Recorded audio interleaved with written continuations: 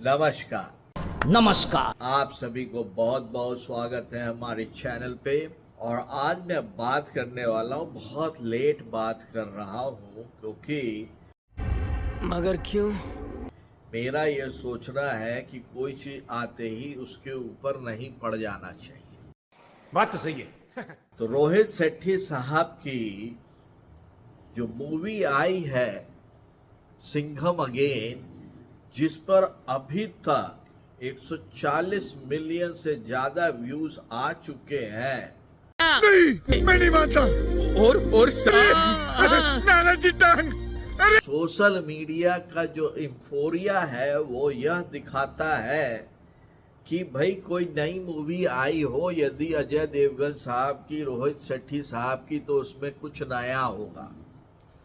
और यदि इस मूवी की पटकथा को देखे आइए देखते हैं, मजा आएगा। ये तो ये मूवी जो सारी ओर रिवॉल्व कर रही है, ये मूवी रिवॉल्व कर रही है करीना कपूर जी के अराउंड में, जो सीता माता बनी है।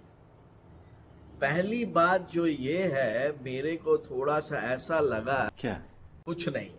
बता भाई मेरा भाई बता मेरा कि रोहित शेट्टी साहब जी को साउथ इंडियन मूवी का जरा फ्लेवर आ गया है, और अजय देवगन जैसे सरीखे कलाकार जिसकी एंट्री यदि आपको देखिएगा तो मजा आ जाएगा, लेकिन जब आप आगे जाइएगा तो कंफ्यूज हो जाइएगा।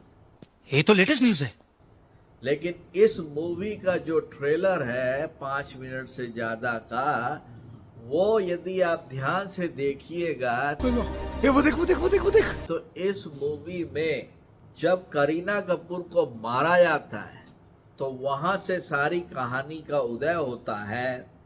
और इस मूवी में यदि कोई एक किरदार देखने लायक है तो वो किरदार जो इस मूवी में है वो दीपिका पादुकोण जी का है। दीपिका पादुकोण जी की इतनी बड़ी ओवर एक्टिंग मैंने कभी नहीं देखी थी। सुपर डुपर ओवर एक्टिंग है जिसमें लग रहा है। चले एक काम कर, 200 रुपए दे और 50 रुपए काट ओवर एक्टिंग के वजह। भाई चश्मा तो गिरा लो जब तुम स्टंट का करते हो। ऐसा तो नहीं है कि भाई हीरो हो तो सब कुछ कर लेते हो। दूसरी बात, ये मूवी में वाइब्रेंट कलर है, क्लाइमेक्स दिखाने की कोशिश किया गया है। ये सब क्या देखना पड़ रहा है? अच्छा है मैं अंधा हूँ। दुश्मनों से लड़ाई का कोशिश किया है, जो इसमें जिस तरह से आपके लक्ष्मण जी का एंट्री होता है, टाइगर श्रॉफ साहब का, और जिस तरह से वो आशीर्वाद लेते हैं राम भगवान जी से, वो इस मूवी को बड़ा कॉस्मेटिक फ्लेवर देता है। और ये इसीलिए इन लोगों ने इस तरह की मूवी का फ्लेवर दिया है कि एक तरफ पहाड़ है जहां पे दुश्मन की सेना है, और सेना और कमांडो को लीड एक पुलिस ऑफिसर कर रहा है। अरे देवा, ये गड़बड़ है बाबा। भाई जो रोहित शेट्टी साहब कहानी लिखने के पहले थोड़ा लगा तो लेते, लेकिन फिर भी जो मूवी चलने की जो उम्मीद है, वो उम्मीद मूवी के एक हाइप के चलते है, जिसमें वन टाइम व्यूअर्स जाएंगे जरूर। बात तो सही है। लेकिन आप हमको ये बता दीजिए कि ये जो हमारे जो जैकी श्रॉफ साहब की जो एंट्री हो जाती है अचानक, और अचानक ही सारा क्लाइमेक्स फिर बदल जाता है।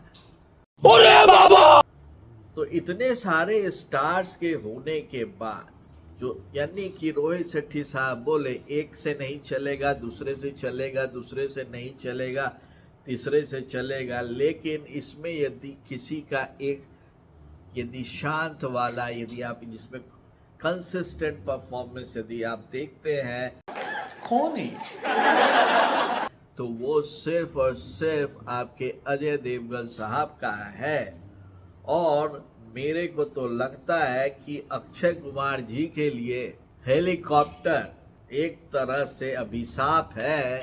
जब भी वो हेलीकॉप्टर से एंट्री करते हैं या हेलीकॉप्टर पे चढ़ के स्टंट करते हैं, मूवी की टैग कर जाती है और फिर वो चढ़ गए हैं। उनको याद रखना चाहिए था बड़े मियाँ छोटे मियाँ का। तो ओवरऑल यदि देखा जाए तो आप जब अंदर जाइएगा मूवी थिएटर में, और हम भी जाएंगे, तो बाहर निकल कर यही बोलेंगे क्या कि एक्शन बहुत बढ़िया है। इस मूवी में अजय देवगन साहब की एक्टिंग बहुत अच्छी है। उसके बाद यदि किसी की एक्टिंग आती है तो वो आती है आपके जैकी श्रॉफ साहब की। उसके बाद यदि किसी की एक्टिंग अच्छी होगी तो वो हमारे हिलते डुलते स्टार जो आजकल अपना बेस ढूंढ रहे हैं अर्जुन कपूर जी की होगी। अब हमको ये नहीं पता ये सिम्बा साहब को आप अचानक क्यों ले आए। अब उनको देखकर ऐसा लगता है कि पूरा एक सर्कस टोली आपने बना ली है। बुरा नहीं मानने का चीज है, हर एक का अपना ओपिनियन होता है। मेरे को ये मूवी देखने से कोई एक्साइटमेंट नहीं आया कि इसमें रोहित शेट्टी जी ने कुछ नया लिया है। फेंको फेंको अपनी पूरी शक्ति के साथ फेंको।